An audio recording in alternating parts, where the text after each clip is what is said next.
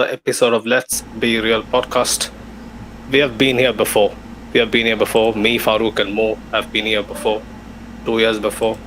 We have seen how the Bernabeu basically changes the tide, changes what is already being written. It's nothing new to us, you know. This has everything to do with how we basically embody the spirit, the undying mentality to never, lay over, basically.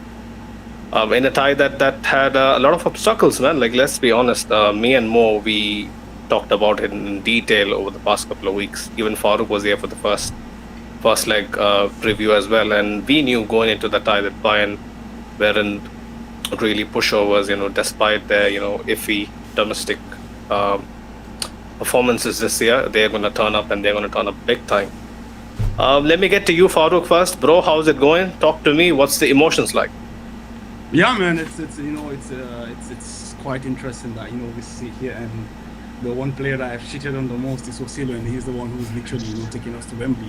That it's quite ironic, And I was like, okay, yeah, today of all day, Ashik is gonna finally get his jersey. Like, imagine a semi-final, And I was like, okay, yeah, someone who's on loan, someone who I think 3 years ago was playing for Stoke City, in the Championship and shit like that, So definitely, man, he couldn't do it on a cold night in Stoke, right? Cold Wednesday on Stoke, but it's crazy, and that's the thing, man. Like, it just begs you. I mean, honestly, someone needs to study Real Madrid, man. They need to understand studies as a thesis, man. Like, I mean, come on, like someone from the fucking I don't know who Joselu is, like, bro. Even if his father has written Joselu's script, he will never written what happened tonight. That's how outrageous what happened. I had a feeling. The Real Madrid DNA is crazy, bro. I honestly, it's just there's no such thing as it's a chance. Yeah. It's something that exists, man. It's true. It's something that's physical, not abstract, man. It's crazy what this club keeps doing over and over, man. Honestly, it's absolutely bollocks, man. 100%. I did a mistake, while I was overflowing with emotion. I made the mistake of calling Mo, and he is the guy who basically just is a sterile. Sterile plug to an emotion. The only guy I was just the only on guy the floor, right? I'm calling up this guy and telling him, bro, didn't I tell you Joselu's story is yet to be written? And he's like, when did you tell me? Let the game finish. I'm like, yeah, this is a story every time. Well, the thing is, whenever something good happens to them, they'll always tell you, oh, I told you so. Whereas like 5 minutes ago, he was on his knees saying that this Real Madrid team is utter rubbish. They can't do anything. They can't score a goal. They're rubbish. How we were definitely going to go out. I have no qualms. How we didn't deserve anything. So I have no qualms. People watching the game would have felt the same. Like, I was just being honest, and I did. Now, man, the thing is when you're watching Real Madrid, you need to be calm and you need to believe till the end. I told you that before the City game. There's no point in there's no point in being so negative before the game is over.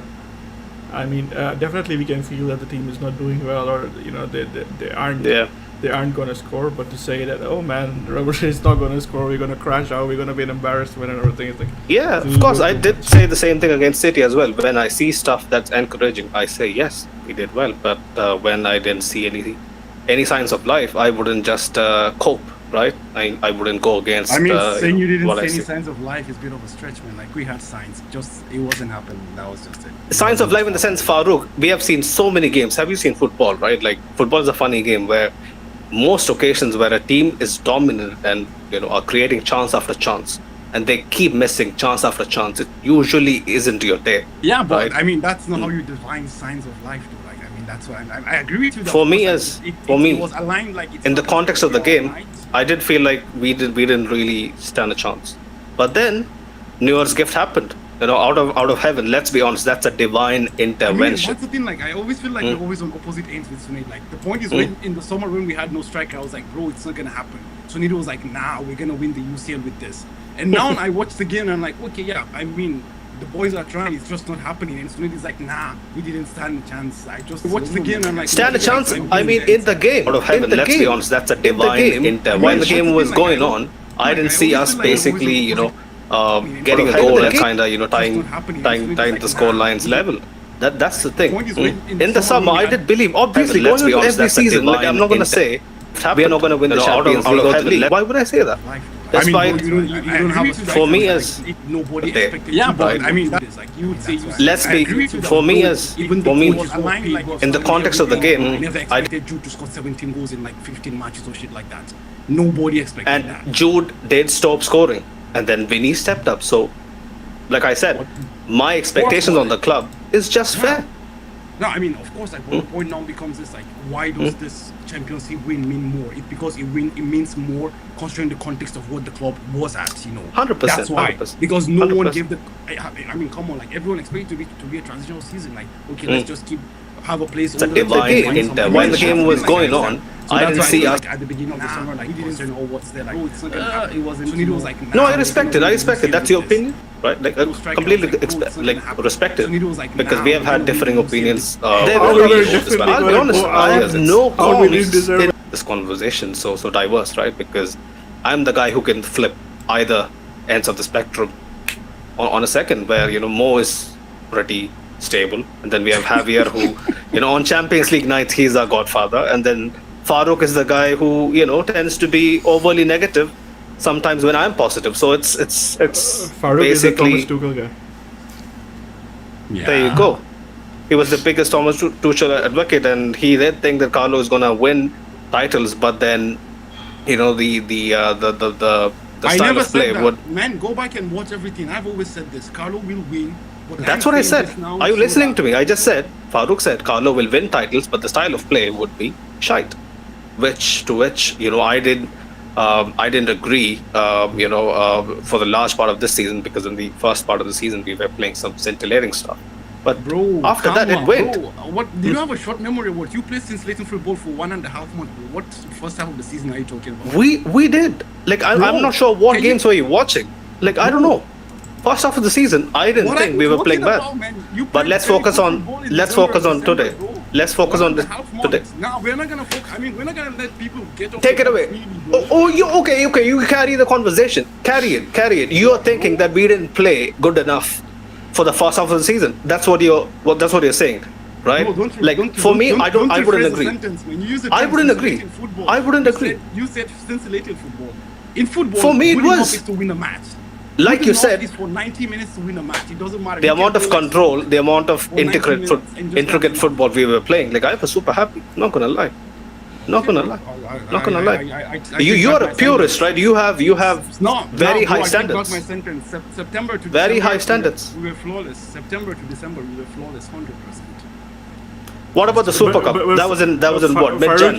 Ignore everything. You have to agree that in February when we played against Girona, we were flawless. 3-0, was it? Yeah. 4-0. But that's what I'm saying. Like we played flawless for 1.5 months, and that's just it. It was the span between November and December, or like December and January. I'm not sure. Of course, the Girona game was one of them. That's it. The Super Cup was one of them. There are a few matches that were like that. The Valencia 5-0. So many great games. So many. Yeah.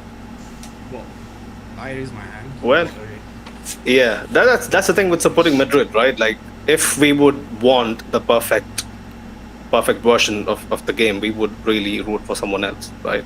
But we root for this club because of what we feel. The thing is about for Real the club, Madrid, right? Thing about Real Madrid is like I don't really need to lecture anybody, but the thing about Real Madrid is like there are two philosophies in football. One is the Pep Guardiola philosophy where it says that I'll keep all the ball, I'll limit, I will just not allow the opponents to play. When it goes perfect, it's perfect. When something goes wrong, you don't really have another option to do anything.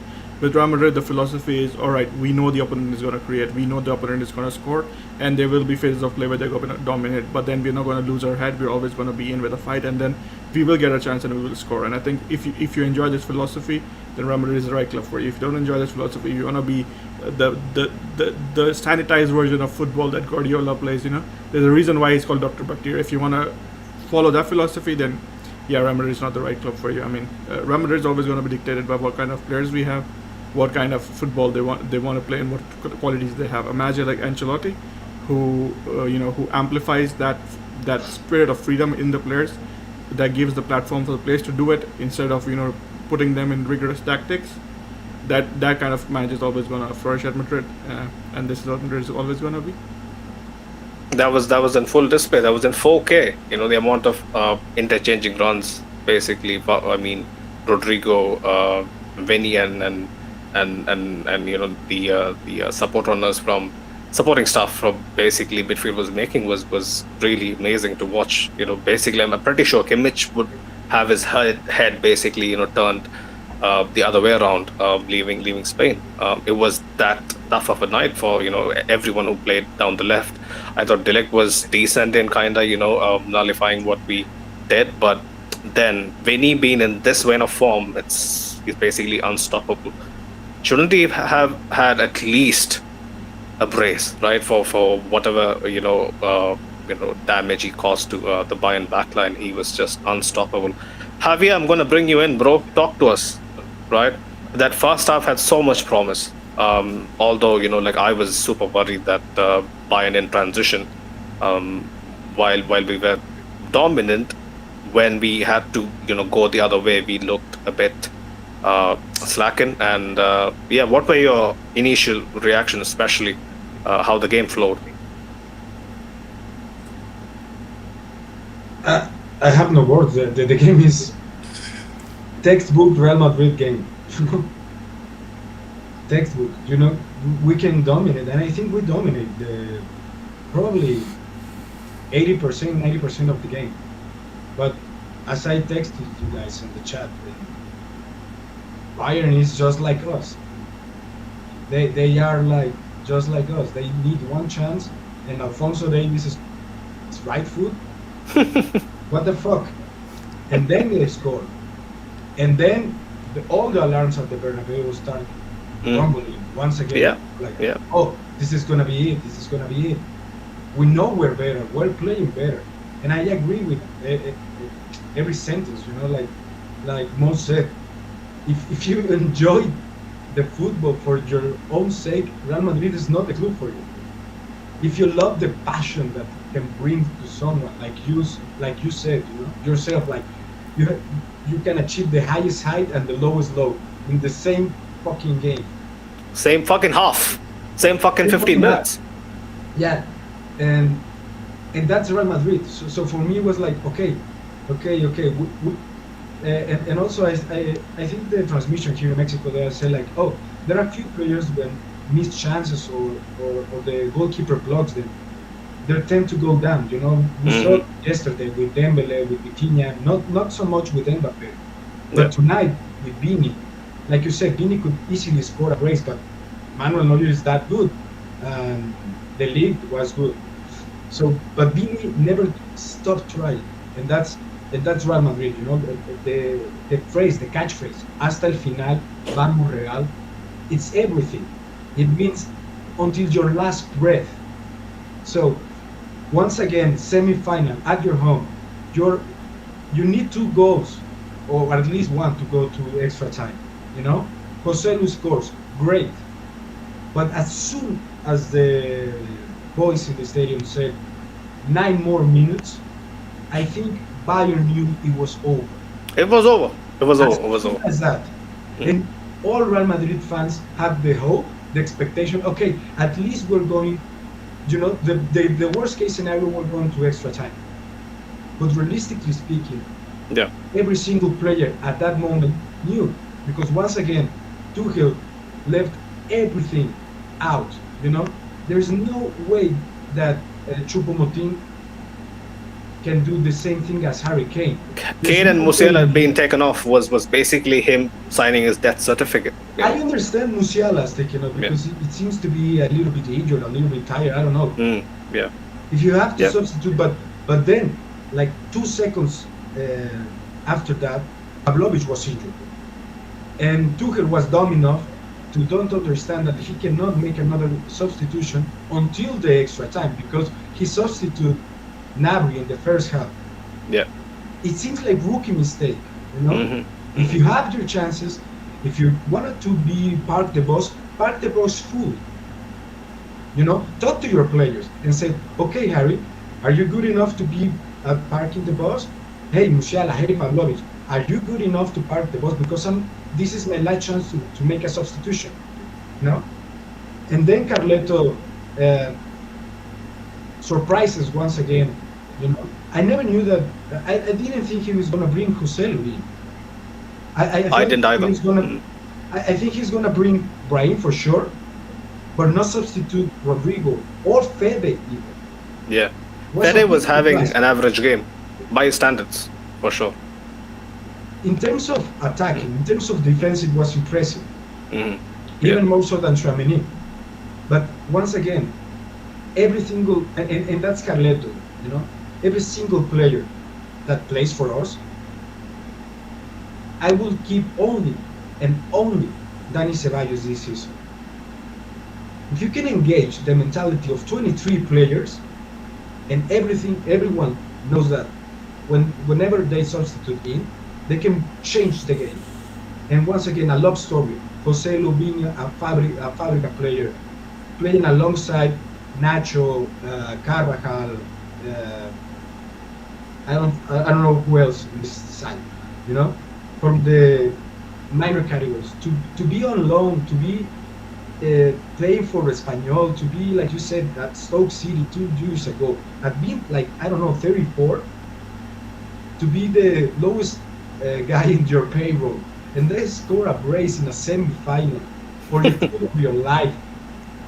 That's Real Madrid, you know. And I don't have the opportunity to comment on the game on Sunday, but the goal that Joselu scores, it's everything that Nacho represents. You know, he recovers the ball, passes to Vini, run like 40, 60 meters, and then give the goal away to Joselu. Yep. And that's my captain.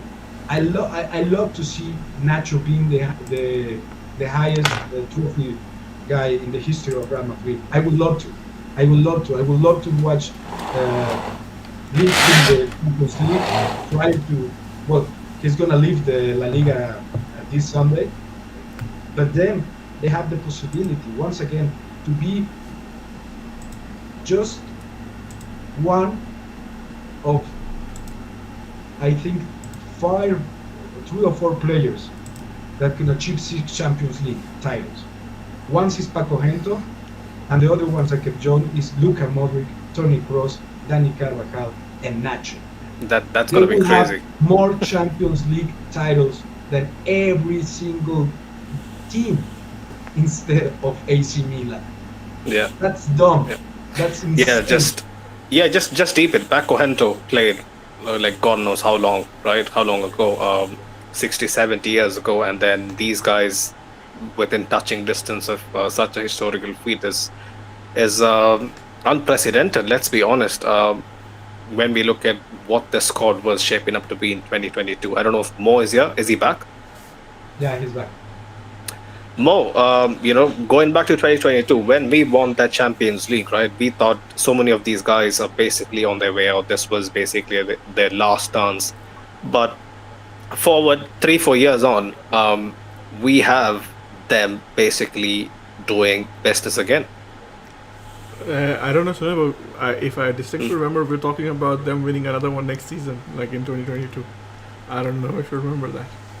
Even last year, before the City leg, we were saying the same thing. You know, we want like guys like Benzema, guys like Modric to go out of Madrid winning at least 6 titles. And I think, sadly for Benzema is not here.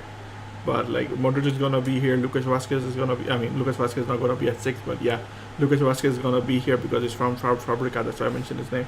Carvajal is gonna be here. Nacho is gonna be here. I mean, these are the guys who've been with Real Madrid ever since we started this immense Champions League run, right? I think it was in 13-14 when it started under Carleto, and maybe Modric is gonna finish off this amazing run for himself. You know, under Carleto again. Life coming full circle in that way. So 6 titles, like you said, immense. I mean, Paco Gento, I mean, it was like ages ago, probably like twice the age of me or something. So, and I'm pretty old, like you keep reminding me. But then, you know, it is such an immense thing. I mean, I think in the modern era, only Maldini has had 5 and probably 6 final appearances. I'm not sure. But like these guys are going to be making their 6th final appearance. And I think for Toni Kroos, it's his 7th. I mean, it's the 7th final that he's qualified for. He didn't play them. I believe he didn't play in one of the finals, but I'm not entirely sure about that. But man, like this group of players, what they have achieved is like incredible. It's amazing. And today we just keep on writing a new page in Real Madrid's era. And the thing is, this is Real Madrid, and it doesn't matter what the name on the back of the shirt is. It matters what the name on the shield on the front of the shirt is. So every player who represents the shield has the duty to give 100%, not 100%, 110%, 20%, 50%. And it is their it is demanded of them to fight until the last ball is kicked, and they did that today. And Real Madrid are rightfully, before the tie, everybody was thinking Real Madrid is the favorite, so maybe Real Madrid are rightfully going through. I didn't watch the whole game. I got to watch the second half, and in the second half I felt like we were pretty good. We were dominating with the ball. I mean, they scored from a transition. You don't really associate transition play with Bayern, but today they did that. Today they realized that they weren't going to be able to go toe to toe with Real Madrid in their regular game sense. So they decided to switch their strategy around, and they took advantage of it. I mean, we keep doing it. So if they had gone through doing that, they would have deserved it. But it didn't happen for them that way, and we took advantage of our chances towards the end. And I mean, what a story can you write about Joselu? 2 years ago, this guy was like, as a fan, going to support Carvajal. I remember he was wearing his Carvajal 2 jersey with his, I believe it was his father. I'm not sure if it was father-in-law, but I think outside the Stade de France, right? Yeah. So 2 years ago, I still remember sharing that photo on my stories. But to go from there, to go from wearing number 2 for Carvajal to scoring 2 goals in the Champions League semi-final that take Real Madrid into the final. I mean, this guy cost us what, like 500k in loan fees. This guy's like a 1.5 or 2.2 million euro trigger for his permanent signing, and this guy has taken Real Madrid to the next final in Wembley.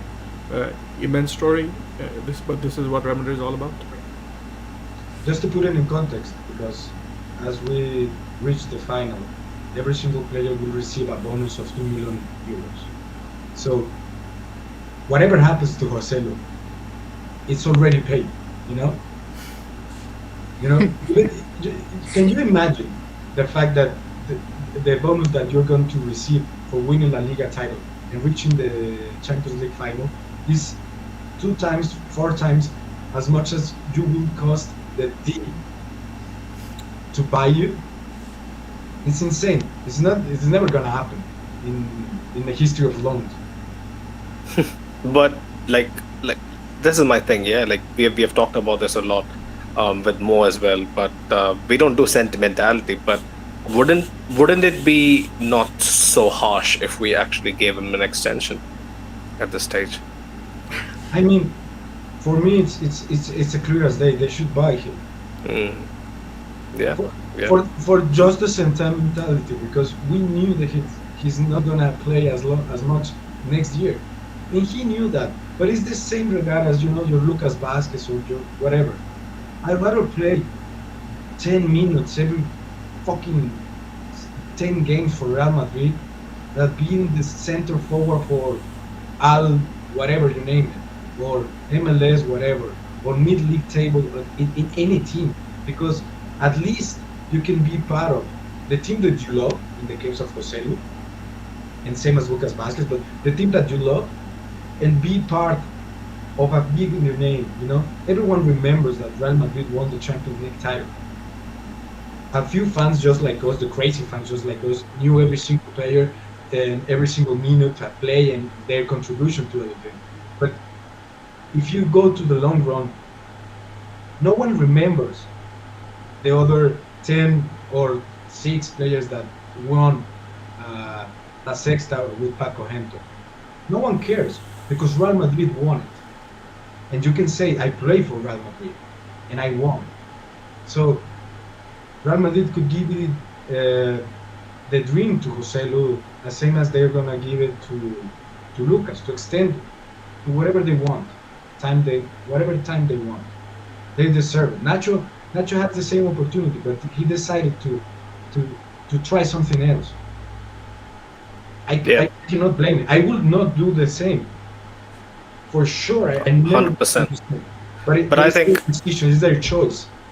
Nacho, I think it's a matter of pride. Probably he wants to go out on the top, because by his standards, he didn't have an excellent season. I wouldn't rate him. Nacho was immense today. I mean, you kind of have to rate. Nacho was immense today. Nacho was immense against City as well. But we have spoken about this a lot. Ignoring the contract situation, because like you said, we have spoken about it a lot. But today, Nacho was like so incredible. I mean, this is what for me separates what the spirit of Real Madrid is all about. You know, a player like Nacho, like Javier was saying, you know, a player like Nacho is giving like 200% on the field. I mean, no matter what the season was like, in this game he was everywhere. Like even when we went behind, he showed the spirit. He was like, everybody was showing the spirit, but this guy, like, he takes the ball from the back and tries to make something happen. A center back who's trying to create an attack, a center back who's like not rated very highly technically. I mean, there's a reason for that, but then he's still not rated. But then even he was trying to make things happen, and I think that's what Real Madrid is all about. So, and Nacho today showed what the spirit of Real Madrid is. And he deserves it, because Carleto had the opportunity to go back Tchouaméni once again, or even bring in Militao. And he said, like, no, I'm going to play with my captain, and I will go to war with my captain. And today, when, like you said, I think Nacho needs to start. Whatever happened, yeah. If he's not injured, he should start against Dortmund. The same, and this might be controversial, but I was talking to my friends yesterday. I said Lunin needs to start for the same reason. I trust Courtois with my heart. I trust Courtois, but I also trust Lunin at this point in time. I mean, that's for me is the only. It's more emotional than not. And if Carleto deems to choose Courtois, I will be happy. But if you ask me, I would choose Lunin. Even 100%. Courtois is 10 times better. He deserves it. Like we have already talked about this a lot. Like only an idiot would, give Thibaut the opportunity. Like even in the final. I am an idiot. I know. I raise my hand up. I don't understand. Only an idiot. I am an idiot. Because like I don't understand. This guy basically have everything to do with us being here in the final. Why would you go back and then give Thibaut the opportunity? Because Courtois is the best goalkeeper in the world. Opportunity. He's your goalkeeper, and he's the best. No, I get it, but isn't it harsh on Lunin, who basically has played his heart out? This is what we say when we say Real Madrid is not the place of sentimentality. Real Madrid is all the best. I'm not talking about sentimentality. I'm just talking about fair things. Okay, fair things, man. What is fair things? He basically won us. Who's the better keeper? Who's the better keeper? The better keeper is Thibaut. Yes, on paper. Why are you gonna go with somebody who's not? He is coming off one of the worst injury relapses he has had in his career, right? Like, can you really trust him? Right? He is. I ain't denying that. But can you really trust him? If Courtois plays the upcoming league fixtures to get himself in rhythm, you're gonna play Courtois, right? Okay, ignore Courtois and Lunin. Think about this: if Cristiano was coming back and Lucas Vázquez was in incredible form, were you gonna bench Cristiano because Lucas Vázquez has been playing so well? No, that's a completely different situation. So that's the difference, man. Courtois is the Cristiano of goalkeepers right now. Yeah, I've had my say, but Farouk, you can chip in, man. Like he was wanting to say. I was gonna say, I totally agree with what Mo was saying. I feel like just the football is a game of differences. Lunin has totally superseded anything I thought he could be. But the point is that margin you get, even if it's a 2-3% difference, that's what literally we saw in the final against Liverpool the other time. Even today we saw literally like Manuel Neuer kept he lost them the game as well, but he literally kept them in the game. In the first half, it could have been 3-0 down. He literally kept them in the game. So you see those differences. Like this is a difference you see between people like that, and you say it's a different example, but me, I agree, it's 100% same example. The example Mo made with Ronaldo and Vázquez, that's the gap that's between Lunin and Courtois. Lunin improved a lot, but bro, like let's not forget who Thibaut is. Thibaut is 100% the best keeper in the world. There is no even doubt about that. It's not arguably no. He is the best keeper in the world. Like the difference is just it's outrageous. And when you consider what's on the line, I mean, if Thibaut keeps playing in the league and he's fit, yeah, definitely. 100%. How many fixtures do we have until the final? I think 4 games. I think 3 games, right? 3 or 4 games. Yeah. Is this? But let me ask you this question, yeah. Alaves, and who else? Betis is the last game. I think Villarreal is also a game. Yeah. Whoever plays against Betis is gonna be the star. Whoever plays. It's as simple as that. But this is my question. Yeah, this is my question. Yes, okay. Like we might get like for me when I saw Thibaut in action against Cadiz like at the weekend, like it was super encouraging. Like he looked super sharp off his line. Pretty neat with his feet and whatnot. Like he looked okay, right? But then if he tends to be shaky, right? If he tends to have off games and then we still decide to start Thibaut and he has a very bad game in the final, what are we going to say then? That's my question. The thing is, like, if Courtois is not fit, he's not going to play, okay? I'm not talking about... Oh my goodness, this... What do you mean by match sharpness and fitness? Match sharpness is being... No, when I'm saying he's going to be fit, I mean match sharpness, alright? When we're talking about players okay. Yeah, sharpness is included. Right. Okay. Right. So, if he's not match sharp, then it'll be a fucking suicidal decision. If he is not ready, he's not going to play. He's only going to play if he's ready.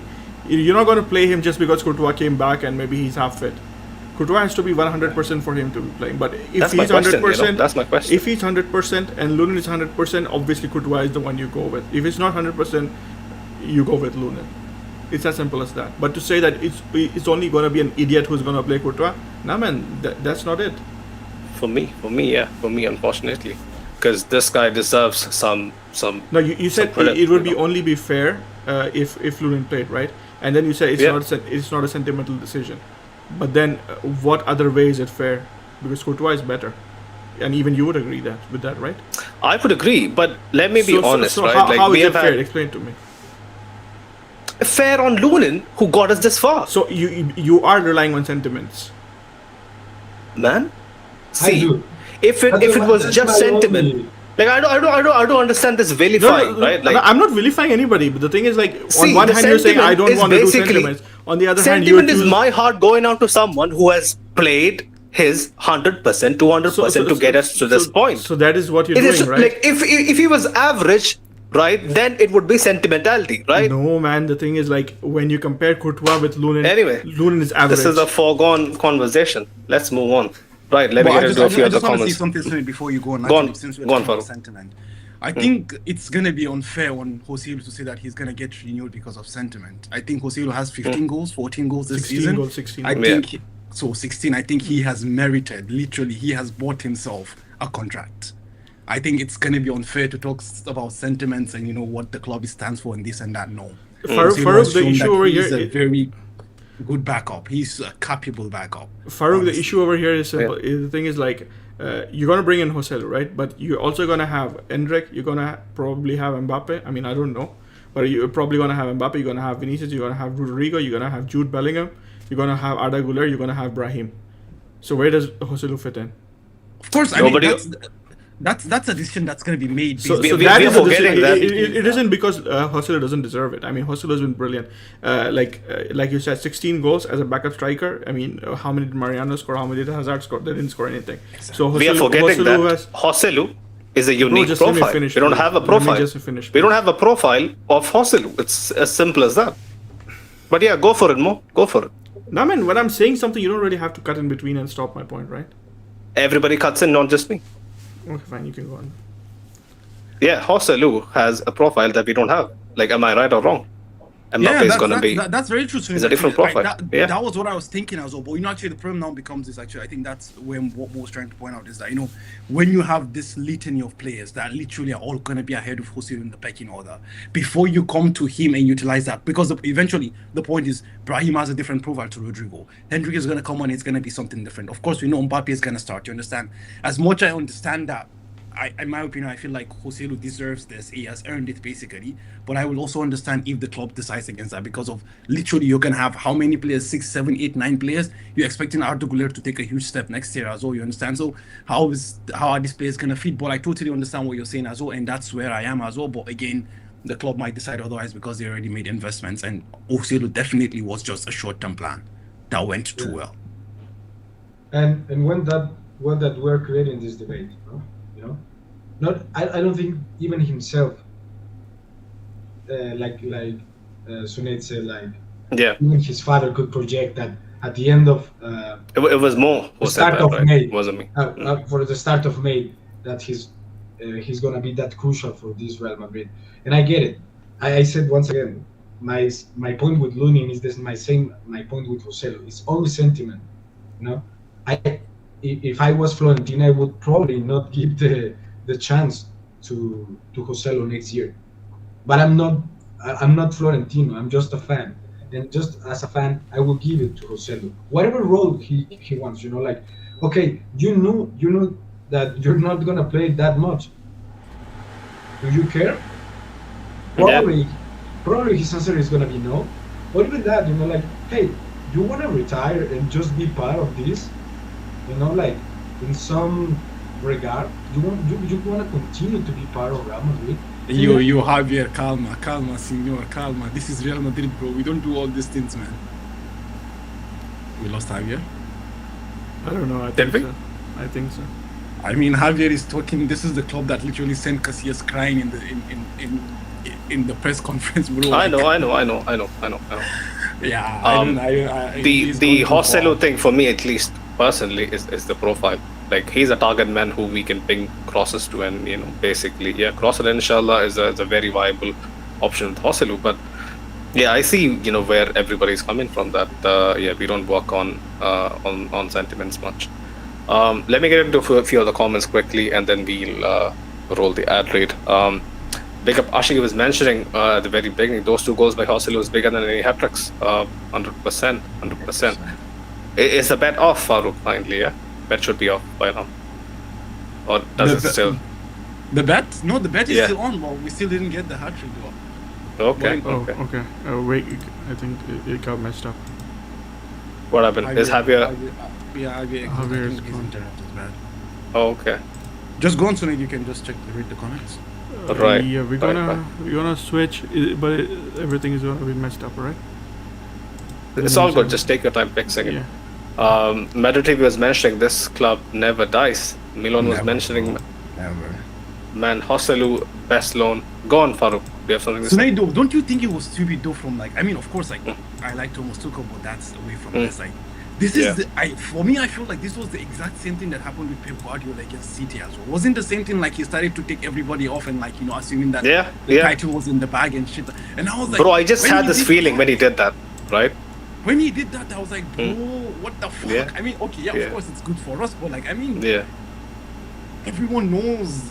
I mean, bro, you're in the Bernabeu. What are you expecting to happen? Once they considered that 1-1, they had lost the game. 100%. And did he take them off after they conceded the first goal? Or before? Before, right? Before. Similar to what Pep did. Pep was also 1-0 up with Demarais goal, and then he started to take everybody out. I mean, it was surprising how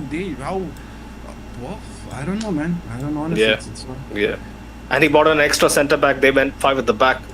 That was what was making me mad. Like they were basically trying to set up shop, and I knew for a fact that we were gonna try to ping in crosses, and it's gonna be just nightmarish viewing. That was my whole thinking. Watching it unfold.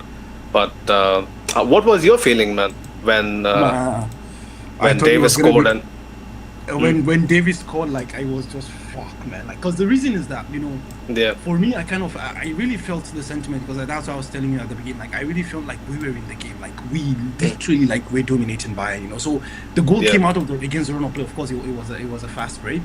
And my worry was this: like, he did exactly what I expected. That Tuchel was gonna have two lines of 5s. It's just gonna be 2 bosses, and we're gonna have difficulty breaking them, because honestly, today, like, Rodrigo wasn't doing anything, Jude also wasn't doing anything offensively. It was just Vinicius who was trying to make shit happen out of the blue and stuff like that. So I kind of felt it was going to be really difficult. But then him moving to 2 lines of 5 showed us why Tuchel is leaving Bayern at the end of the season. Showed us why they are not champions, because they had all the defenders on the pitch, but still, so like the spaces were still there, similar to how it was in the first half. You understand? They were literally just all over the place and shit like that. So like that, okay, of course, like we know the first goal came from a spillage from Manuel Neuer or like there, but still, like you could still see like there were still holes, that you could, exploit in there. And as I said, like it was just it wasn't as bad as I expected it to be, honestly. And we got fortunate that he took off Harry Kane and Jamal Musiala and all that, and Pavlovic eventually was dead at the end. You have a very valid point, but Farooq, like what was making me go mad was the fact that every time Bayern broke, if they could ping 3 passes together, we were there for the taking. That was my entire. But that's the thing about playing open football to me. Like, I mean, you look at any of the. I mean, even against when we played against City, wasn't that also happening literally when we play a ball or just Cruz plays the ball over the head, and that's how we scored even all 4 goals, and not all 4 goals rather, but like a significant portion of the goals we scored in the tie against City, right? Yeah. So when you play football in that way, like that's just something that you have to count upon. But also you have to just count on the fact that you have people like Tony Rudiger, and as you know, Mo was pointing earlier, like Nacho was immense. Like Nacho has been immense for the past 3 games, man. Cruz, the amount of defensive. Interceptions, recoveries, Cruz did. Like I've literally written here, was it the first? We need to find those videos from 2021. Like they don't have legs anymore. We need to find them. Which is true. I would love to find those videos, but the thing is, like, I'm gonna say something that's gonna be unpopular. I think Real Madrid were struggling a little bit with Cruz. When he was playing, I didn't watch the first half, so I don't really know how he was playing in the first half. But in the second half, I kind of felt like even before he was taken off, I felt that Real Madrid needed to make a change in that position. But like I kind of felt that either Modric or Camavinga has to come on in place of him. But I think Ancelotti decided to bring on both Modric and Camavinga and take off Cruz. And who else did he take off? Was it Tchouaméni? Tchouaméni, yeah. Tchouaméni. So that was. But I think making that switch, Ancelotti again played himself into a corner. When he makes that switch, he had to take Fede off to bring on, Brahim and Joselu. Brahim, exactly, yeah. Because he didn't really have anybody else to take off in that situation. I mean, we definitely heard that Jude Bellingham was playing with muscular injuries and whatever, and, playing on painkillers. But, I mean, how do you take off Jude Bellingham when you need a goal, when you're chasing the game? You can't really take off another. I think he's the highest goal scorer in this team currently. So you can't really do that. So I think Ancelotti did kind of play himself into that, making that switch, taking Fede off. But overall, but going back to Cruz, unpopular opinion, but I kind of felt that Ancelotti needed to take him off. I mean, I'm all for bringing back the old faithful, but Cruz has no legs. But still, I thought that, but the caveat is you just saw the second half, right? Yeah. That is the caveat. Yeah, I just saw the second half, so I can't really. First half, he was just unplayable. Cruz was one of the best players on the pitch for large parts of the first half. I agree with that. Remember, Farooq, Tchouaméni just stepping on the ball and losing possession. Cruz just swept it off. Man, that was a crucial intervention, man. Crucial, very crucial. Otherwise, Sane was in. Yeah, exactly. Harry Kane was gonna do towards what Harry Kane does, man. Otherwise, but then it's Sane, man. He most likely would have missed the chance anyways. But then, thank God. Sane was shocking. Oh my goodness. But yeah, Mo was about to say something. Yeah, man. I was gonna say, towards the end of the game, there was the scene of Toni Kroos watching onto the field from the pitch. For me, the funny thing that ran in my head at the time was every time Real Madrid have had this major comeback, Kroos has not been on the field. So yeah, true. I mean, I'm being too harsh on Kroos because, like you guys said, I didn't watch the first half, and you guys have told me how brilliant he was in the first half. And I think every time Real Madrid have played, especially in the league, Kroos has been integral to the team. And we have said this on this podcast itself that Toni Kroos, he's so key to how this team plays, especially in league games and even in the Champions League in the first half. You need somebody to control the tempo. You need somebody who makes the team tick, and Toni Kroos is that guy. When he leaves, we're gonna feel his absence even more. But I think when we're chasing a game, especially like we were doing today, I kind of think that Real Madrid have other options. But I mean, Toni Kroos, absolutely brilliant. What a player he has been throughout his career. And I hope he continues to be the same player next season after he renews his contract and orders some new legs. Mo, by the way, Javier is gonna join. Javier wants to join? Yeah. Yeah, ask him to join and I can switch again. Yeah, he's gonna rejoin, but he lost the enjoyment. Oh, okay. Yeah, he texted me as well. Okay. Okay, I think he's here. Right, but yeah, to add to Mo's point, welcome back, Javier. To add to Mo's point, where basically the observation is 100% true, where Kroos is missing in nights where we make those famous comebacks. For a reason, I feel like Kroos doesn't really have what it takes to manage super open-ended, halves basically, or phases in the game where the game is completely stretched. I think Kroos's weaknesses come to the forefront, and when it's replaced by a bit more athleticism, it's negated quite a bit. What Kamavinga brought to the table again today was very impressive. Super tenacious. Like exactly what he did against City, PSG, you name it. There's countless highlights, but I think it's the perfect occasion to roll the ad read. Big up Doris, big up Manscaped, every single time. Well, the summer is coming up, and I just wanted to remind you that we're partnered up with Manscaped. So go to manscaped.com, use code LBR20 to get 20% off and free shipping worldwide.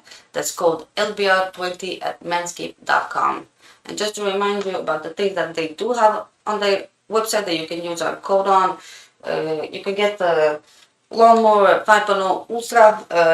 It features a spotlight, a very bright spotlight. Is waterproof, super safe, skin safe technology. You can use it in the shower. There's no way of you cutting yourself.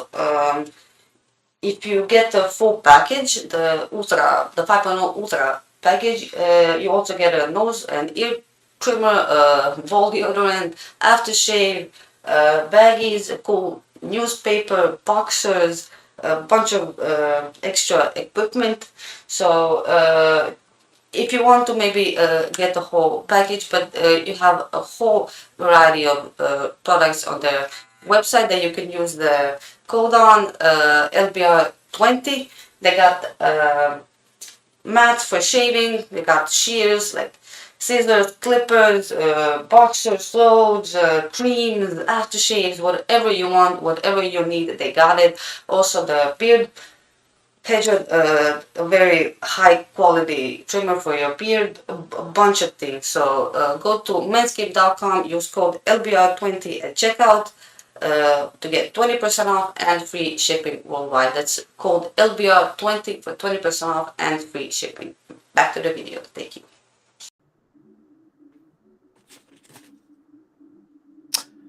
Yeah, big up Manscaped, big up Doris every single time. You guys know the drill. LBR20 to get 20% off and free shipping on manscaped.com. Obviously, world-renowned pioneers of men's grooming. They have everything you can think of. Trimmers, beard waxes, loungewear. They probably has it all. So yeah, you have always asked us for an excuse to kind of pay back to the pod, and this is it, people. Father's Day is coming up, so yeah, be it for your boyfriend, your dad. Yeah, this is the perfect excuse to give back to the pod. Show Manscaped some love. Show us some love. Right. What are we missing? Some praise for some of the supporting cast. Let's start with Carvajal. Yet again, completely pocketed whoever he had to deal with. But Davis was completely caught out of position. Didn't really, couldn't really get back in time. I wouldn't really blame him for that. But in general, Javier, if you want to take the lead on Carvajal. Oh. Dani Carvajal is the perfect example of a comeback king, After the last Champions League run up with the Man City and everything that happened last year, and I was the first to say, okay, Dani is over. Dani's washed out. We need a right back, and I still think we need an option, Going forward to next season, I'm not that worried. I think Dani can manage 2 or 3 seasons at this level, or slightly below his level. But like you said, this season, Dani Carvajal I think is the best season, his best season probably ever. I don't remember this dominance from Dani at any point in his career. He's always been good. He's always been a solid defender. He's always been, this captain, this motivator in the field, but this kind of dominance it's a surprise to say the least. And like you said, in the first half, I think the first minute against Serge Gnabry, I don't remember if Gnabry touches the ball at all. Yeah. Hey, by the way, Serge Gnabry did not score. Yeah. Tuchel completely fluffed the bag with that one. But like you said, the play against Alfonso Davies is like, first of all, it was the cover with Rudiger, and Rudiger did the right thing to give the right to back off. Alfonso Davies. Yeah. But Danny was so crucial. Today in our right flank was completely absent. You know, everything on the attack was focused on the left. Rodrigo being good, you know, and the right side seems almost like just to be there, just to defend. It's almost like a crutch. Yeah. And I watched like Tchouaméni, but also like you guys were talking about Toni Kroos, but Tony looked for Carvajal the most with those crosses and then the center. I think in the first 20 minutes prior to the crazy save by Neuer, Carvajal crosses the ball and just a few inches short, Rodrigo could score. So once again, Danny, a perfect game for me, in my opinion. He's not man of the match, but a solid performance. And 100%. And today was even more impressive because we watched how troubled Lucas Vázquez as a substitute at Munich, and now we're very confident and very calm, knowing that the fact that it's gonna be Danny this time, and Danny always responds, you know, as always responds. And do you remember the cross he, you know, basically put it on a money in the first half? Rodrigo, if he gets some contact on it, it's a goal inside the first 3 minutes. Yeah. And Danny was a player that struggled with injury. He was injured I don't remember 2 or 3 times in the Champions League final. And for him, probably this is another chance to redeem himself. I don't think he's gonna have like, oh, I need to prove something. I know that Danny is well proven and is probably the best right back in the history of Real Madrid. It's a position that is not normally, you know, this crazy. We have in the left flank, you have Roberto and we have Marcelo. Yeah. But the last time someone was that good of a right back is probably Chendo, and Chendo was not that impressive at times. Salgado was average, right backs are not Salgado was average. Sergio Ramos was just 2 seasons, I think. Yeah. So for me, Dani Carvajal, if you make your starting 11 for Real Madrid history, I think he's the only player in this squad that could be in the first team. Without a doubt, you know, you can probably put Toni Kroos or Luka Modric in there, Vinicius on his way there, but for me, Dani Carvajal is the only player that at this current squad is gonna be in the walking into an all-time Madrid 11, right? Yeah. Valid point. High praise there. But yeah, Mo, I'll come to you for the next one, right? Modric. I know it's kind of controversial to talk about him. This isn't really the place or the time. But when he came on, I felt like he could have done a lot better. Like, I don't know what you thought. I don't know, man. Like for me, I kind of see what the point you were making, because I remember you posted in the group that he wasn't really having an effect after the substitution. But then the thing is, like, once we got that goal, like he was pretty good. Like you know, he stepped in. He made that tackle on Pavlovic, although Pavlovic was already, I think he was kind of feeling something and going down. So he had an impact. But the thing is, like, there were other players who were more impactful than Modric today. 100%. Right. Jude Bellingham, Farouk. Overall impression. Yeah, man, I think Jude was really, really good. You know, like, people will come and talk about but he didn't do this and do that. So, like, that's the thing. But, like, I mean, when you watch the game, you could see, you know, the effort that Jude has put on you know, the tackles he's putting in, the balls he's, you know, recovering, the way he, you know, dictates the play from deep and starts, you know, stuff like that. But I kind of feel like Jude is kind of, you know, created his own downfall with the start he had. So basically, he just cannot live up to scoring 17 goals in 13 The bar is super high. Exactly, he set the bar super high. I think on an offensive perspective, because if you actually go back and watch just first 5 games, I think as a midfielder he's performing better right now. Just as an attacker, he's performing less. Yeah. So this is the thing. Like now, he's actually doing the job that he's supposed to do. You understand? Which is be a midfielder.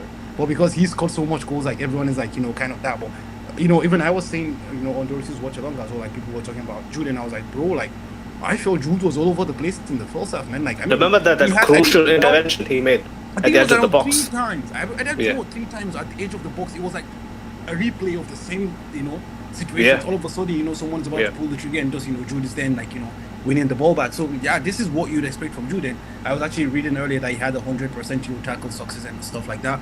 I kind of feel like, okay, yeah, on the offensive end, he wasn't that there, you know, present. But I think overall, like, I feel like he was another solid game from Jude Bellingham, honestly. But Farouk, like, I have one question for you, right? Not just about Jude, it's just general. Do you remember, like, 2 years ago, we always used to have this discussion about strikers?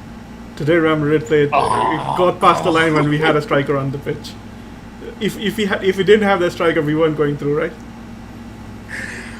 Okay, Mo, the point is this. Again, I keep saying this. Again and again, I keep saying this. I totally get what you're saying. I am an advocate that eventually you don't need a striker to win. And we had that time, our case in point was City without the striker and stuff like that. But then I made the point that City had 100 points without the striker. You understand? So it is possible to win without the striker. In the league. But we just need to have the right system in place. In the league. Okay. I think you have a valid point in the league, because in the league you're not always playing the highest level of opponents. But when it comes to the Champions League, when it comes to games like this, you always need a striker, because I think we were talking about this in the group chat, and we were saying that Real Madrid, you know, they were dominating on the ball, but we weren't actually doing anything. Like when we did the post match for the first leg against Bayern, I said the same thing. I said Konrad Laimer had like tons of the ball, but they didn't really do it much with it. So, you know, I think I kind of felt that Real Madrid was the same issue today. Like they had ton of the ball, but they weren't doing anything with it. Don't you think Vinny was basically skinning man left, right, and center, putting it on the plate? What is the point of skinning man left, right, and center when there's nothing at the end? In my opinion, he put it on the plate at least 4 times throughout the time. Throughout the game. When he put it at the plate, but there was no conversion, right? Remember, Rodrigo's shot was just inches wide. I know it wasn't converted, but that's the thing. That's the thing. Very close. That's why you need a striker, because a striker, you know, he takes those chances and makes something out of it. And you need a striker because, yeah, Vinicius was doing his thing. Vinicius was creating chances. I get it. But the thing is, like, when Real Madrid were playing, they didn't really have an aim in their play. You know, what they were doing was they had a lot of the ball. They were trying to go from here, there, and everywhere. But where they needed to go was inside the box, and they weren't able to do that, especially in the second half, especially when Bayern started becoming more defensive after getting that goal. And in those situations, you need a striker. And I kind of felt like, you know, okay, fine. You know, till today, we haven't missed Benzema, but this is the game where we're missing Benzema right now. And then Joselu comes on, and the game changes. When Joselu is on, Real Madrid suddenly become more potent. And I think this is not the first time this has happened. If I'm not wrong, it was either last season or this season in that one game in the Copa del Rey, where Alvaro comes on and the game changes. Till then, we didn't have him. And when he comes on, suddenly Rodrigo becomes more potent. Suddenly, everybody surrounding him becomes more potent. So that is what the striker does. Even if the striker is not scoring, the striker gives a shape to your play. And I think once Joselu comes on, Real Madrid became a lot more potent, and, you know, we saw the difference. Yeah. Positioning, you know, off the ball movement. Yeah, go on, Javier. Sorry, I just want to point out something, because King Min-jae enters the game. Bayern played with the backup line of 5. Yeah. So having a striker is fixing at least one of them. You know, fixing at least. I think the last man was the light, or even Dyer. I don't remember.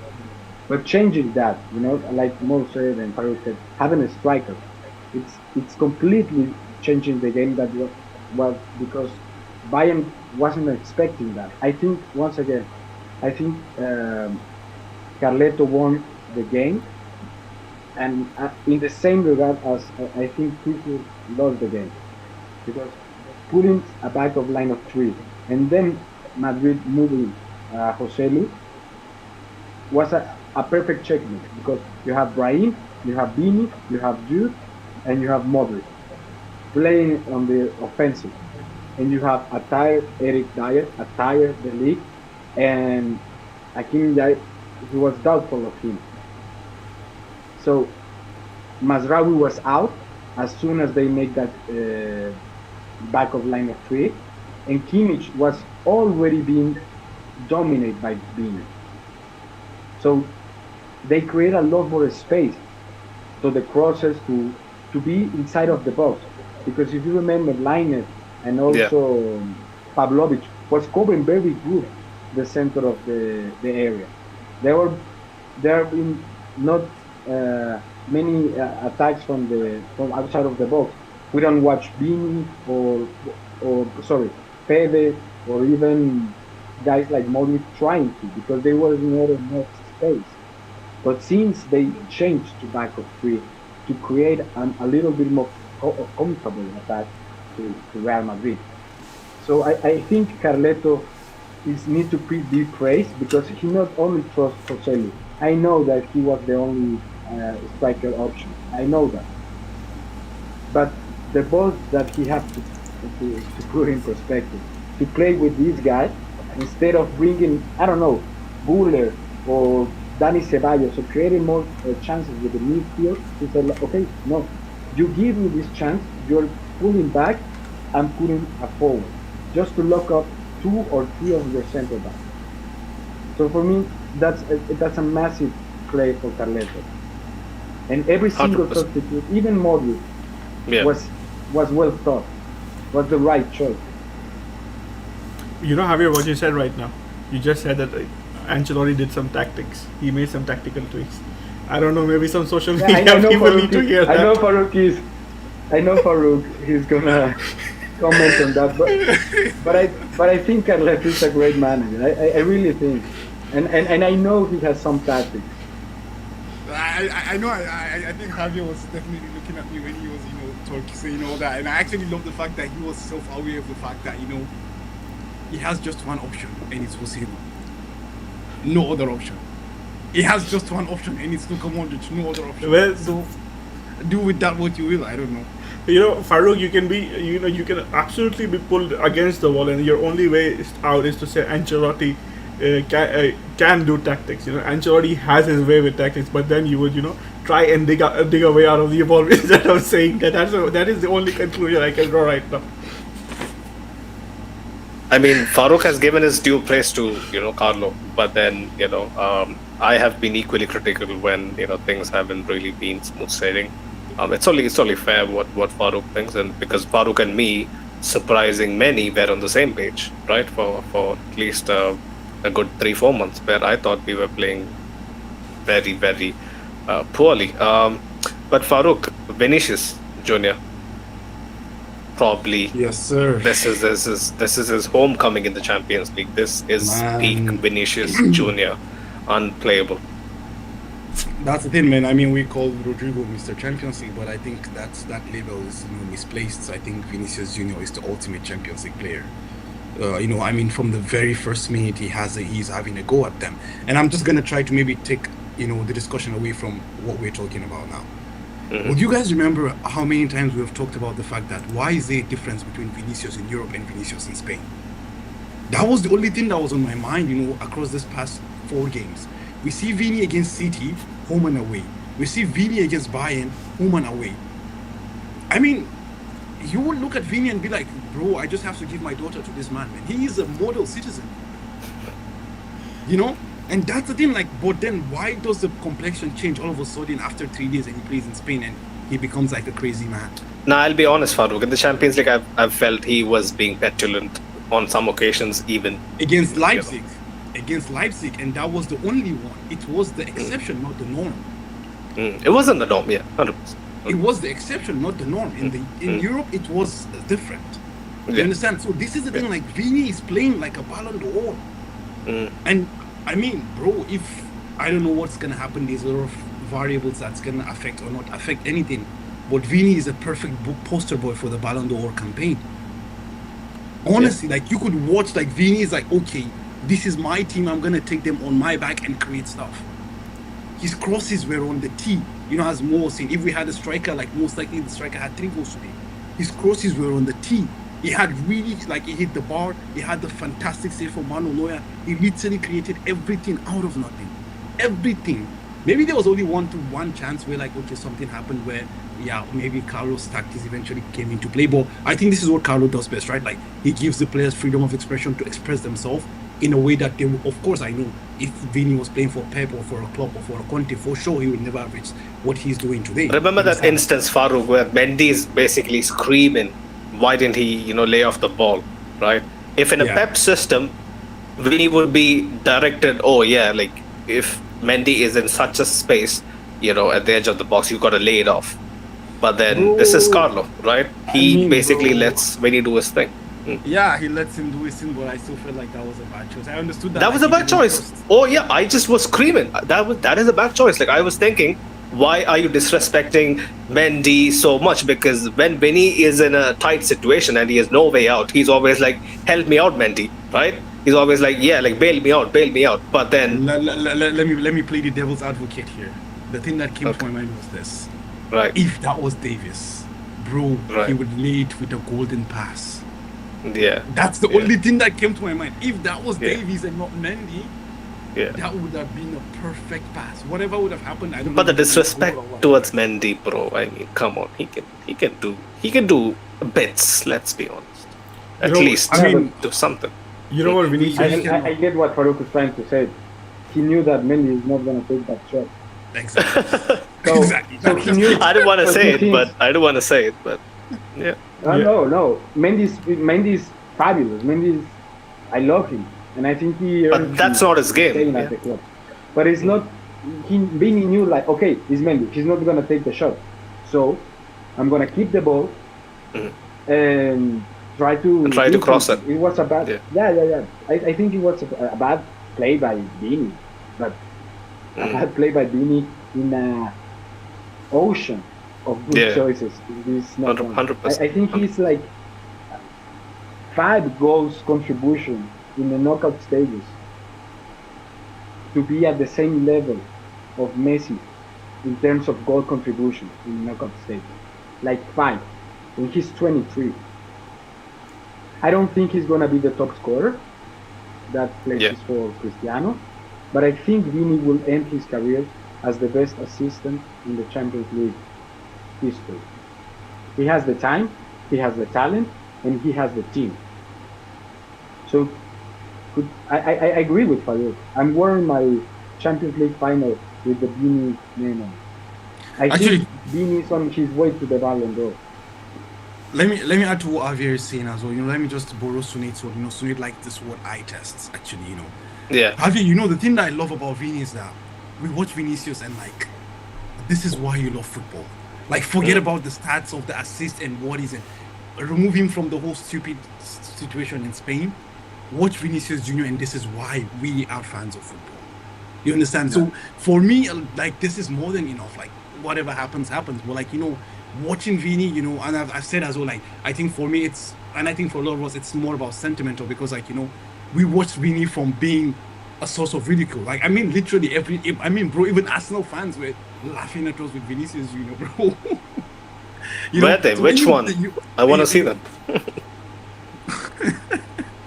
So, when you see that growth from, a lot of promise and a lot of raw talent, to, of course, we're still not at the finished product yet, but, like, to a more refined version of a player that, just generates excitement. Like, every time he has the ball on his feet, people are out of their seats, like exactly, what Brazilian football is about, what Brazilian football is about. And I think that's honestly credit to, at least for this, I would honestly, like, tip my hat off to Carlo Ancelotti for this specific thing with Vinicius Junior, honestly.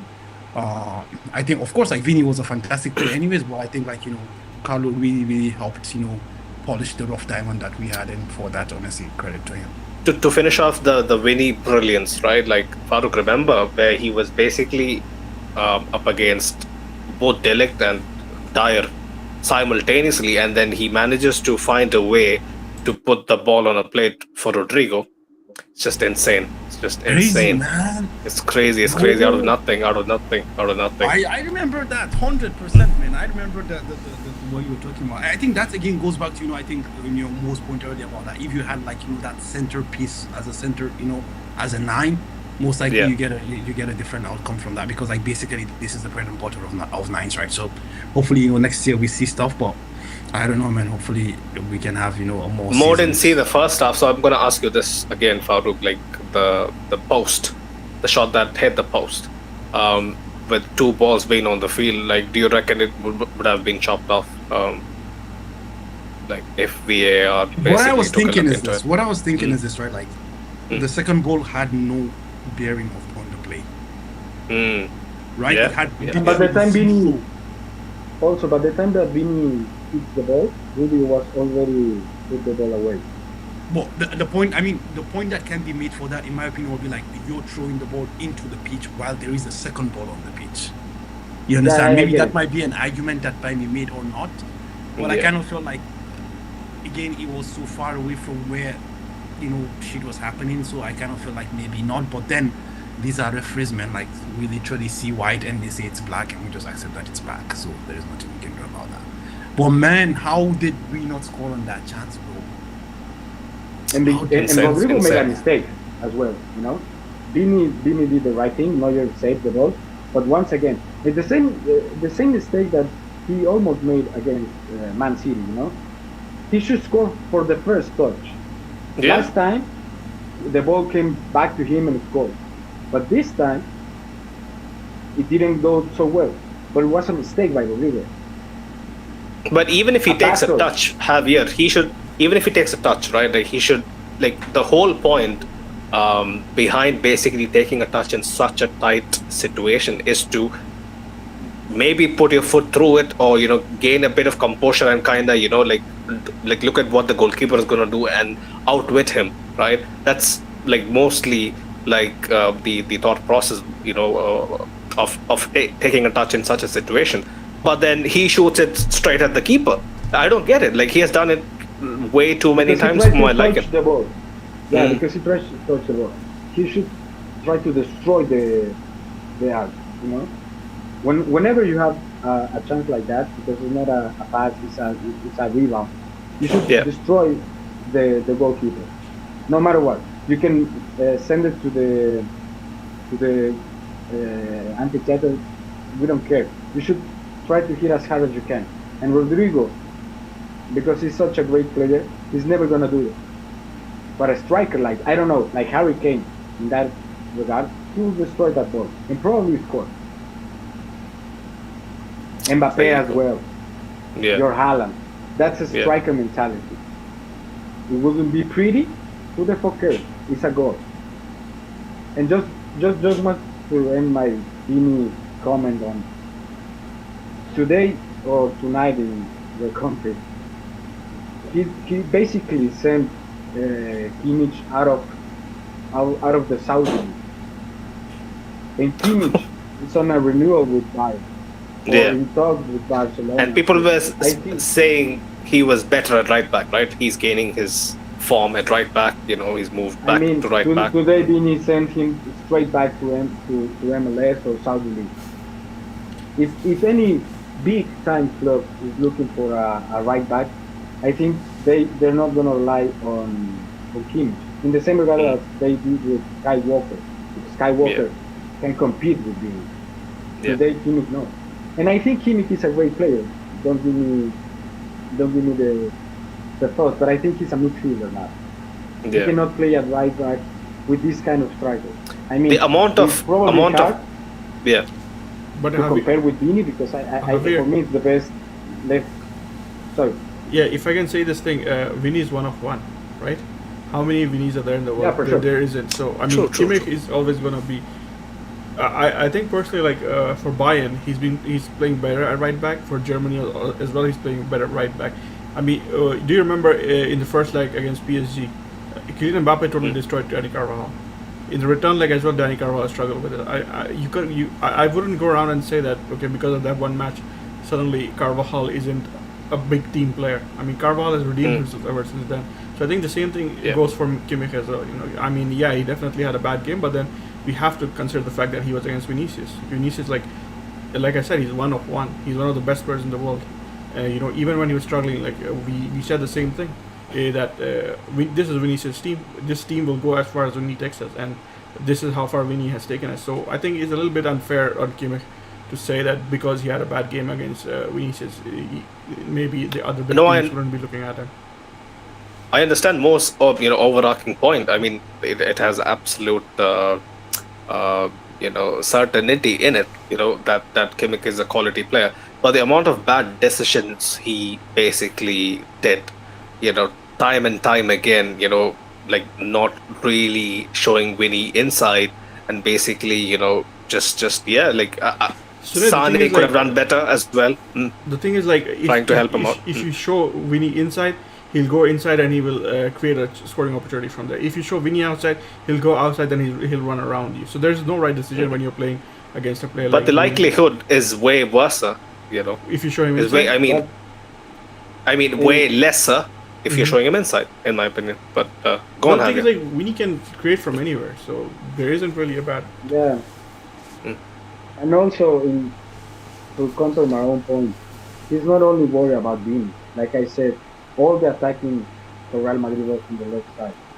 Yeah. He needs to cover Vinny and watch out for you and look out for. Sometimes Mendy. So it's not easy, for sure. I'm a little biased. I really love Vinny and I really hate Bayern. So. Yeah, 100%. Javier there saying, I am a little biased. Yeah, he's a bit too biased, right? But we'll leave that for the final. Mo, my dream final. Dream final, but you're gonna be rooting for I know which team. Of course, I'm rooting for Real Madrid. Of course, yeah. That's not even a question. But Mo, any Vinny praise that you wanna throw our way? He deserves it. I mean, you guys have covered all the bases, but I'll just say this: even in the darkest of times, I said this: Vinicius is the best player on this team, and right now Vinicius proved why he's the best player on this team. Yesterday, when we were doing the preview, we said that Vinicius has already proven on the stage what he can do, and once again today he proved on the stage what he can do. And Farouk was saying that Vinny has taken the mantle of Mr. Champions League, and I totally agree with that. I mean, Vinny, since 21-22, Vinny is the player with the most goal contributions in this competition. And once again today, Vinny steps up, delivers when Real Madrid need it. I mean, I think the first goal, Vinny got an assist for Joselu, if I'm not wrong. So, I mean, Vinicius keeps on showing what he is. And I think Ashik said something that Vinny is pretty much the second coming of Messiah. So maybe I agree with that. Right. What's this guy saying?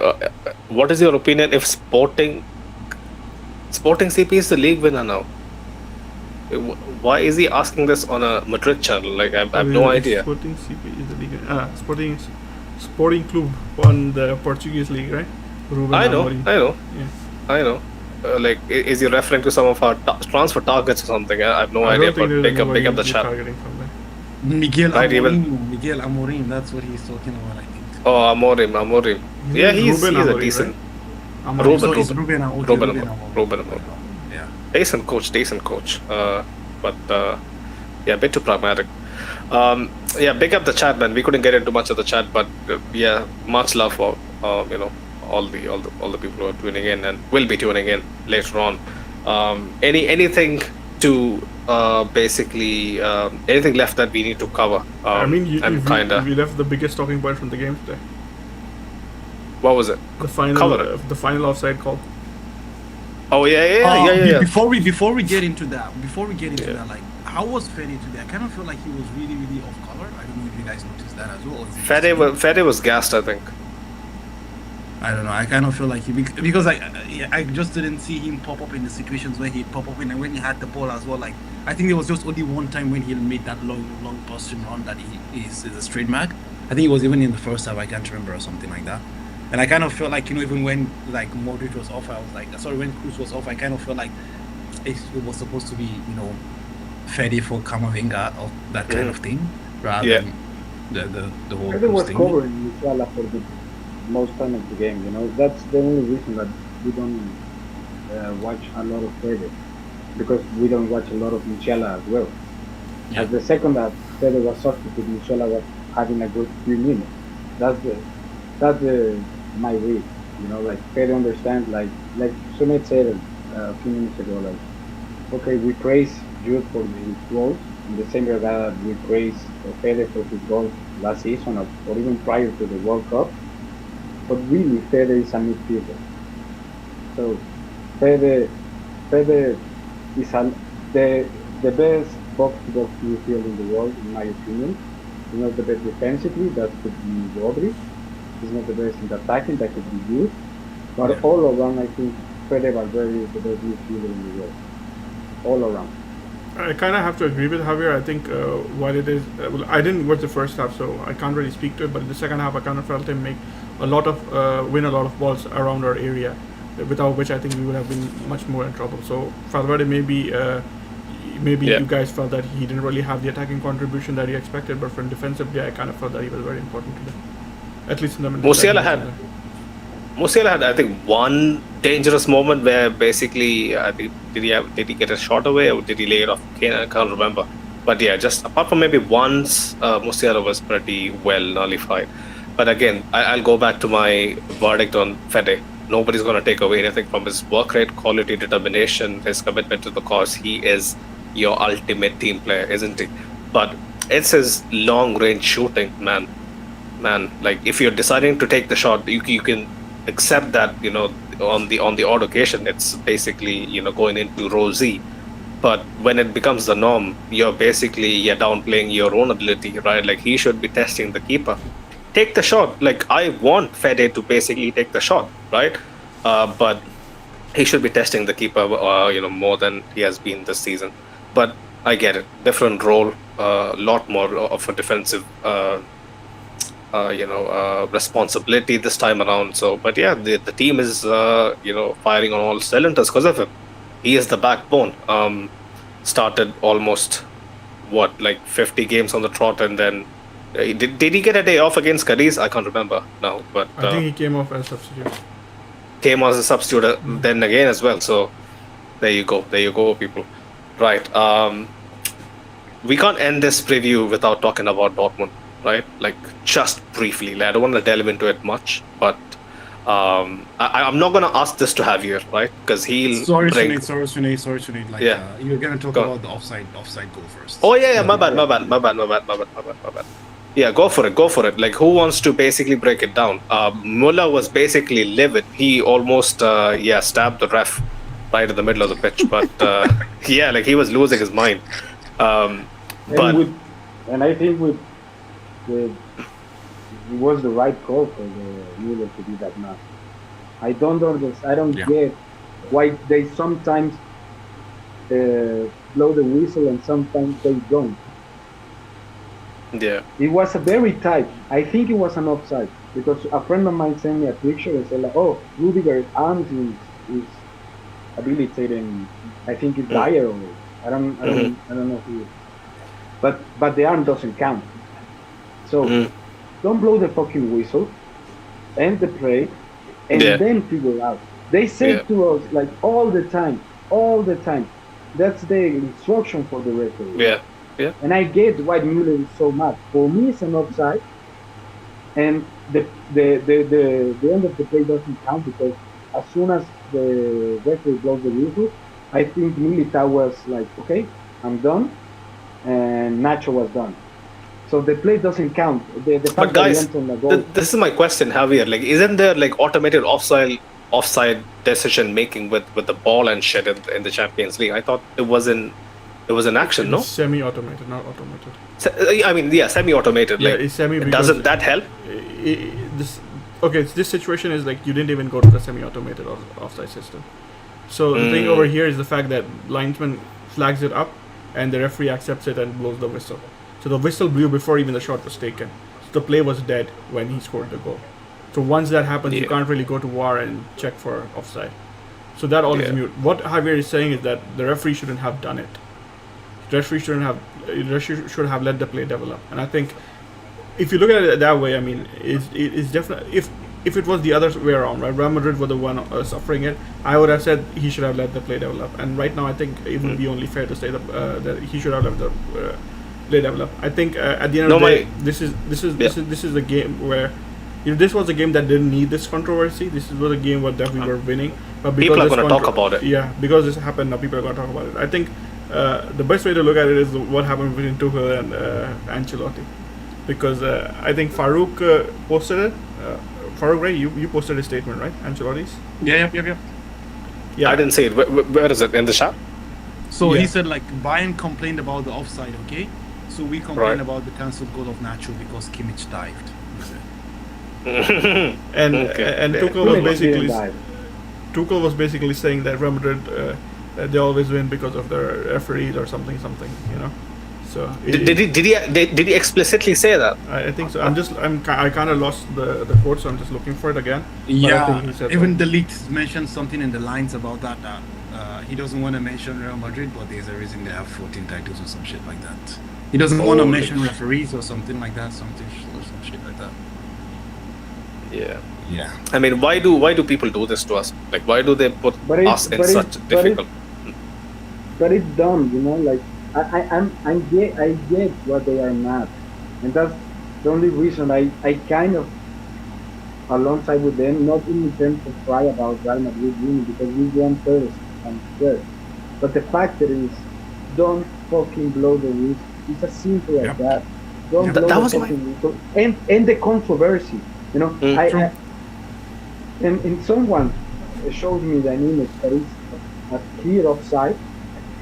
I will trust it because once again I think it's an offside because the only image that I saw was a few inches of the arm of Rudiger, you know, but it's so close, and it's the last play of the game, a game that should end like 2 or 3 minutes prior to that, because if you're gonna cry about the possible of the offside, I could possibly talk about what the fuck did we play 14 extra minutes when the referee gave 9 more minutes, and then he made the sign of 2 more minutes. Yeah. But he made the sign in the 10 minutes of injury time. So the game should end at 12 minutes of extra time, and that play come almost at 14 and a half. So if we're gonna cry, we can all cry about it. My point is, don't stain our victory with an error of the referees, an error that could be easily corrected by not blowing the fucking whistle, and probably Militao would end the play. Or could Dyer score the goal, the liner? I mean, who was it? And then they went to the rule out. In the same regard as they don't blow the fucking whistle in the Joselu goal. The sideman was with the flag on. Yeah. But the referee let continue the play and then check out it was an offside. But Javier, you know how rivals are gonna frame it, right? They'll say the exact stuff you said. Yeah. I know, but that's the thing that gets me mad. Yeah. That was my question as well, but it almost seems that the referee tries to stain our victory with a bad call. That was my question as well. The bad call is blowing the whistle, not the offside. You know? Yeah. When there is automated offsides, semi-automated or whatever the fuck that is, why the fuck is the linesman basically taking the fate of a potential final onto his hands? Like, they're going to be scrutinized either way. You know, like, I don't get it. But Mo, you were saying something. Yeah, I was actually going to say, you were talking about the rivals, and I was saying, like, just before that happened, I was actually watching, a Barcelona fan said it. He said that there's going to be, I don't know if it's a Barcelona fan or a Madrid fan, but they were saying on Barcelona Twitter there's going to be talk about how there were refereeing mistakes to help Madrid, like they would be non-existent. But immediately afterwards, this situation happens, and I think like Marciniak is a very experienced referee, and he refereed the World Cup final. For him to make a mistake like that, especially, and for the linesman to raise the flag, because I know linesmen do tend to raise flags when they think that it's an obvious offside, but then they did when a play is as tight as this, you know, I think they kind of have to be careful. And if it was on the other side, I would probably be complaining. But then you at the flip side of it, you read what Thomas Tuchel is saying, where he basically said that Real Madrid, how do they make comebacks? They make comebacks because they have referees' helps. And then Martin Zilek is going on and saying that, like what Farouk said, that he's implying that Real Madrid only win because of the referees. That is the reason why they have 14 Champions League titles. In that situation, I don't know, kind of loses my sympathy because, if you watch the game and if you watch how everything was played, Real Madrid definitely deserved to go through. They were the better team. Yeah. It cannot be like this one refereeing decision is the sole difference between you not being able to catch up to Real Madrid or not, because like Javier said, I mean, he played like 15 minutes of extra time. Was that necessary? Yeah. And when the game was in regular time, these were the guys that kind of extended it, right? Pavlovich doing his theatrics, and I don't know, other guys as well. All Musiala and all those guys, they were kind of falling down everywhere. They just needed a blade of grass to fall over, and they were doing it. And Pavlovic, I mean, he kind of was staying on the other side, in our goal when the play was on the other side, and he kept lying, and we lost a good attack because of that. And then once we scored the goal, he was playing as if nothing happened. So there is gamesmanship, and there's going to be decisions like this, but you cannot be crying about like how Real Madrid won because of the referees when you didn't clearly deserve to go through over the 180 minutes. Like, you would be naive to think they would say anything apart from, I mean, I kind of understand that, but you don't really have to, like, you don't have to go as whiny as they have. It is what it is. Anybody else wants to chip in? I don't want to talk about this because it's just fucking brain dead. And this is gonna come back. This is gonna be part of memes for the foreseeable future. Our kids would see this, how the next generation are seeing what happened in the Bayern semi-final of 16-17. Nowadays, it's just pathetic. I mean, the funny thing is, like, in the Bayern semi-final, they should not even haven't gotten there. They got a penalty out of nothing. The reason why they even equalized on aggregate was because of an offside goal. To say all of this stuff and then ignore everything, it's like. But the thing is, like, we win the tie, so obviously we're gonna be the big bad guys. And where Real Madrid, like, I mean, 2 finals in 3 years, possibly a 15 Champions League title. Modric, like we guys are talking about, Modric, Nacho, Carvajal, all these guys going out with 6 Champions League, one with Real Madrid, with a single club, man. I mean, which other club has won as many? I mean, it's only AC Milan that probably exceeds these guys. Like Bayern, Liverpool, in their entire history have won 6 titles, but Real Madrid players are on the brink of winning 6 titles in like how many years? So I mean, I can't understand why everybody's gonna hate it for us, and that's a parcel of being a Madrid fan. If you win, you're gonna get the hit. 100%. I think that's pretty much it from the tie in general. Super happy to go through, but a brief discussion, very brief. Let's keep it short, and we gotta wrap this up, in a bit. But Farouk, man, Dortmund. Did you watch the game yesterday? And what's your overall impression about how they're gonna be like in the final? Yeah, Paris doing what Paris does, man. Honestly, I feel like, of course, we're gonna go in as heavy favorites, but like, Borussia Dortmund with the emotional baggage and what is not. Like it's a team that's very high on emotions and deeply basically based on emotions. So I would be worried because I mean, over the 2 legs, like Sancho also didn't remember how to play football again, and Mats Hummels, honestly, I don't know how he has done that, but he literally has rolled back the years, and I mean, like, to the prime years of when he was playing under Jurgen Klopp. Like, Hummels has been really, really good. Ball banged it yesterday. Exactly, man. Exactly. So I wouldn't say it should be a walk in the park for Real Madrid, but honestly, I don't think it should be as difficult as this game was. I don't think. But then it's Real Madrid. We always make life difficult for us. But I just Bayern shouldn't have been difficult as well, in my opinion. I honestly felt like there was nothing special about Borussia Dortmund. Honestly, I just felt like Paris were Paris. I would not lie, but that might just be from an arrogant perspective. But that's just what I felt. Farouk, Mats Hummels had something nice to say about people saying it should be a walk in the park against them. He said that everybody was very eager to play against us, so we're being nice and making sure that everybody gets a chance. I mean, I get what Farouk said, and once again, I'm the least unbiased guy. But I think I know I am the guy instead earlier that watches more Dortmund games in the sport. And I know what the strengths and the difficulties of these Dortmund are. So I think fair to say that this is the most uneven Champions League final in a while. Holy shit! Like Again, people are going to say one-sided final. Yeah, I'm not ready for that. This time I don't buy it either, and I know Dortmund is a complicated advocate, but in terms of what happened in this Champions League, like Farouk said, and I texted you even prior to the first leg at Dortmund. I said to you, it's like 5% reason and 95% hope that Dortmund goes through, because Dortmund lack of midfield is impressive. Is out of. I don't think Borussia Dortmund have the best top 15, top 20 midfield in Europe at this moment. Yeah. I don't think they have it. I don't think they have a single player that is top 10 in any position. But it's a team that 100%. At this moment they have nothing to lose and everything to win, and that's what makes them so dangerous. Confident. Guys like Sabitzer, man, holy shit! I've been impressed with his performances. I did tell you in the chat as well. Sabitzer has been a man possessed, ever since, I think. Also, Julian Brandt, it seems like he's recovering confidence, and Klug didn't score a goal for the first 20 games at Dortmund, and now he scored every single time. Gregor Kobel, it seems to be the next big thing as goalkeeper.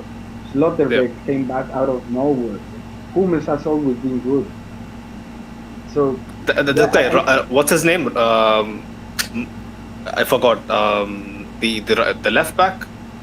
Madsen. Very impressive. Yeah, Jamaican, he's on loan I think. for Chelsea. For Chelsea, right? English? Yeah, Jamaican English or something. Yeah. And also Jadon Sancho on loan from Manchester United. Two starting men on loan for the past 6 months. They are fifth in Bundesliga, and miles ahead of Leverkusen. Miles off Leverkusen, you mean? Yeah, 100%. Dortmund is not to be taken lightly, man. Like Mo was telling us about the plot armor, if you want to elaborate more, that wasn't just happenstance, was it? A team can't hit the post 6 times and go out. They were incredibly lucky, but the thing is, like, when you come to finals, it's never like there are no favorites in the finals. It's a 50-50 game, because it's a one-off game. Anybody can have a bad game, anybody can have a good game. So I wouldn't underrate Dortmund, especially when they played the way they did against Paris. I mean, okay, fine. What Farouk said was like totally valid. Paris did Paris thing, but the thing is, like, there was somebody on Twitter was telling me this. They said that it's always the good teams against whom, always the teams who are defending well, against whom the balls seem to hit the posts. So while Dortmund did get lucky with the shots that Paris were having, but then Dortmund also defended well, so they deserve credit, and there is a reason why they're playing in the finals, right? So we have to give them respect. I mean, I'm gonna say the same thing I said before the Bayern 2 legs, right? I'm gonna say this: they might have been shit in Bundesliga, but it doesn't really matter when it comes to the Champions League, because this is a one-off game, and the players over there, they know what is at stake, and I'm sure that they want to win it, whatever the reason be. I mean, they're the likes of Jadon Sancho and Ian Maatsen who didn't get a chance in their for their clubs, and so they had to go out and loan and show what they're capable of. But maybe there are players like Marco Reus, who's probably it's gonna be his last game for Dortmund, so he might want to win it. And there are players like Füllkrug who were not rated all their life, and suddenly they have the chance to play in Champions League final. So they're gonna be hungry, but then so are our players. And I hope the best team wins, and hopefully that best team is Real Madrid. 100%. It's gonna be a tight affair, man. I'm pretty sure, because the nerves are gonna be getting the better of both sides. Like, nobody will be really looking to take the risk in a final. So people who are gonna be extremely optimistic, I would just say keep your fingers crossed and look to the heavens, because people, don't forget, we needed an actual divine intervention to get back into the game today, despite us being at our peak, basically. Let's say this season we were absolutely rinsing Bayern, but we still needed one moment of I would say a divine intervention. So yeah, Champions League, it's a very tricky menace, to get around. Like, it doesn't really play out the way we would, really expect it to. But yeah, big up every single one of you in the chat. Big up all the people that will be tuning in as well. Big up our partners, Real Madrid Committee on Instagram. Go check them out. They're on a brilliant Real Madrid fan page. Go check out manscaped.com, LBR20 to get 20% off and free shipping on Manscaped. Keep your eyes peeled out for fan cams from Madrid as well. Sid and the boys are basically, working tirelessly to get you immediate reaction, from Madrid. This is post full time, and also we'll be covering the Cibeles celebration as well on Sunday. So yeah, it's gonna be a good few days. We can really take this victory in, and I would like to end on this note, boys. Como no te voy a querer, como no te voy a querer, si fuiste campeón de Europa otra vez. Como no te voy a querer, como no te voy a querer. Man, if you're really si fuiste campeón de Europa otra vez. I want to be respectful towards our listeners, so I'm not gonna say.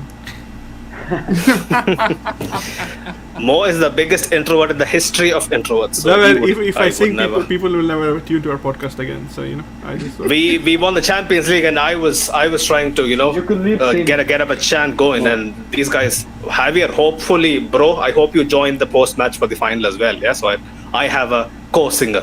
You saw these two guys, they won't join, man. But it is what it is. It is what it is. I have too much respect for our listeners' ears. Fair play. But until next time, I would love to go on. I think I can. I will try to go to Mexico City to watch the game there, and then go to Cibeles. Right. I will try. Right. Yeah, you've told me about Cibeles in Mexico City, right? Yeah.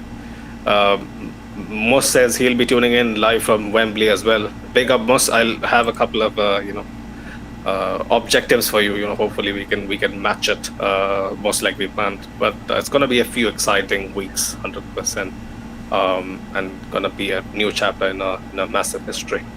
But until next time, people. Hala Madrid. Hala Madrid.